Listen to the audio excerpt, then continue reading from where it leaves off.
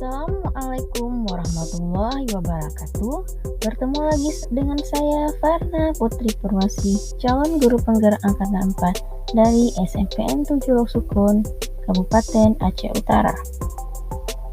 Dengan fasilitator Bapak Haryanto SPD MPD dan pengajar praktik Ibu Tablik Diniati SPD MPD. Tugas modul 3.1.A.9 Koneksi antar materi, pengambilan keputusan sebagai pemimpin pembelajaran.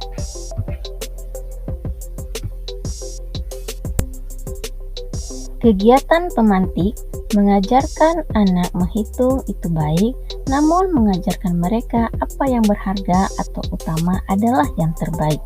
Bob Tolbert.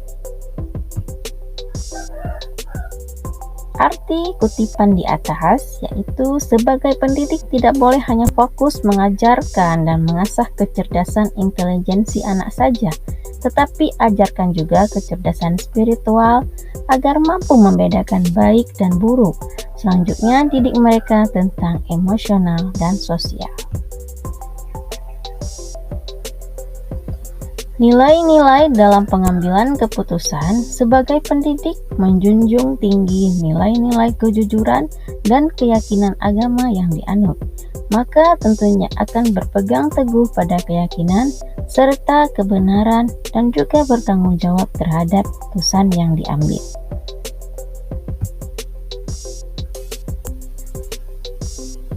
Pemimpin pembelajaran berkontribusi pada murid dalam pengambilan keputusan proses pembelajaran. Coaching sangat membantu pendidik dalam proses belajar mengajar dalam mengambil keputusan. Di sini sebagai pendidik dapat menjadi coach untuk mengeksplor dan melejitkan potensi coaching, sehingga akan berimbas untuk menghasilkan keputusan yang berpihak pada murid demi mewujudkan merdeka belajar.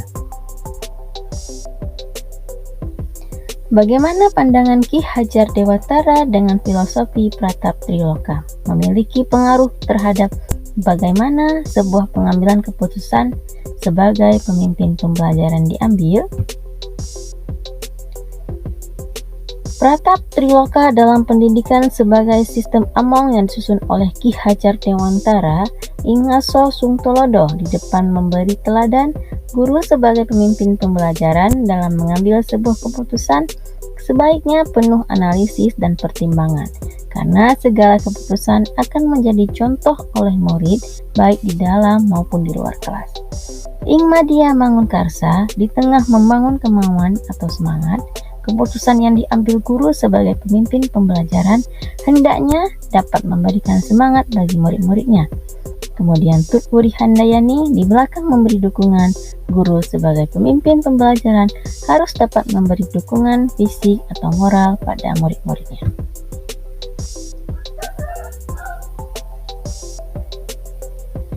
Bagaimana nilai-nilai yang tertanam dalam diri kita berpengaruh kepada prinsip-prinsip yang kita ambil dalam pengambilan suatu keputusan? Prinsip dalam pengambilan keputusan berkaitan dengan nilai-nilai yang tertanam di dalam diri. Guru memiliki empati yang tinggi, rasa kasih sayang dan kepedulian cenderung akan memilih prinsip berpikir berbasis rasa peduli. Kemudian guru yang memiliki sikap jujur dan komitmen yang kuat untuk tunduk pada peraturan cenderung memilih prinsip berpikir berdasar peraturan. Dan guru yang relatif yang memiliki jiwa sosial yang tinggi cenderung memiliki prinsip berpikir berdasarkan hasil akhir. Bagaimana kegiatan terbimbing yang kita lakukan pada materi pengambilan keputusan berkaitan dengan kegiatan coaching yang diberikan pendamping atau fasilitator dalam perjalanan proses pembelajaran kita? Apakah pengambilan keputusan tersebut telah efektif? Dalam materi pengambilan keputusan yang dipelajari ternyata memiliki hubungan yang erat dengan kegiatan coaching yang pernah dilakukan pada modul sebelumnya. Jika pada proses coaching dengan model Tirta, kita dapat membantu coaching untuk dapat membuat keputusan dengan mandiri dan bertanggung jawab, Dalam pembelajaran mengambil keputusan ini diberikan panduan berupa 4 paradigma, 3 prinsip, dan 9 langkah pengujian dan pengambilan keputusan yang tentu akan membuat keputusan semakin tepat dan bertanggung jawab. Bagaimana kemampuan guru dalam mengelola dan menyadari aspek sosial emosionalnya akan berpengaruh terhadap pengambilan keputusan? Kemampuan sosial dan emosional sangat diperlukan agar guru dapat fokus dan melakukan kesadaran penuh dalam mengontrol dirinya, memberikan pembelajaran, dan dapat mengambil keputusan dengan tepat dan bijak, sehingga dapat mewujudkan merdeka belajar di kelas maupun di sekolah. Karena pada dasarnya sebagai seorang pendidik, kita harus mampu menjembatani perbedaan minat dan gaya belajar murid di kelas, sehingga dalam proses pembelajaran murid dapat pembelajaran yang menyenangkan dan sesuai profil belajar mereka masing-masing.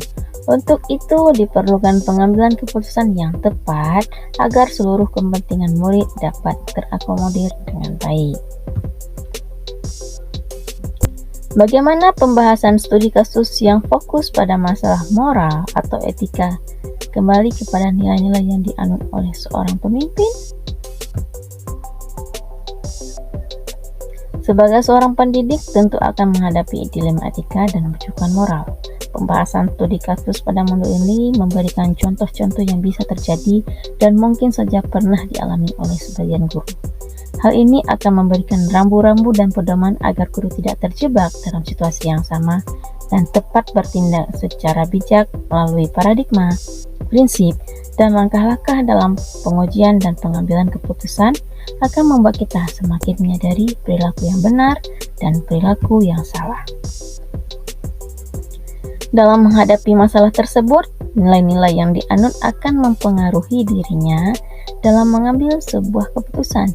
Jika nilai-nilai yang dianut bersifat positif, maka keputusan yang diambil akan tepat serta dapat dipertanggungjawabkan, dan begitu juga sebaliknya. Sebagaimana yang kita ketahui, nilai-nilai yang dianut oleh guru penggerak yaitu reflektif, mandiri, inovatif, kolaboratif, dan berpihak kepada murid. Dengan nilai-nilai tersebut akan mendorong guru untuk menentukan keputusan yang dalam masalah moral ataupun etika yang tepat sasaran dan akan meminimalisir kemungkinan kesalahan pengambilan keputusan yang merugikan semua pihak. Bagaimana pengambilan keputusan yang tepat? Tentunya berdampak pada terciptanya lingkungan yang positif, kondusif, aman, dan nyaman.